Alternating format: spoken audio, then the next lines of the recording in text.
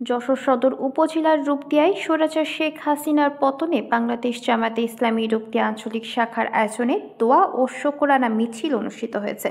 সোমবার বিকেল 5টায় নরেন্দ্রপুর ইউনিয়ন পরিষদ চত্বরে দোয়া অনুষ্ঠান অনুষ্ঠিত হয়। দোয়া অনুষ্ঠান শেষে বিশাল একটি শোকরানা মিছিল রূপদিয়া বাজারের গুরুত্বপূর্ণ সড়ক প্রদক্ষিণ করে জামায়াতে ইসলামীর দলীয় কার্যালয়ে এসে মিছিলটি শেষ হয়। এর আগে দোয়া অনুষ্ঠানে নরেন্দ্রপুর ইউনিয়ন জামায়াতের সভাপতি হাফেজ মোহাম্মদ আশরাফুল ইসলামের সভাপতিত্বে প্রধান অতিথি ছিলেন যশোর জেলা জামায়াতের সভাপতি অধ্যাপক গোলাম রসুল।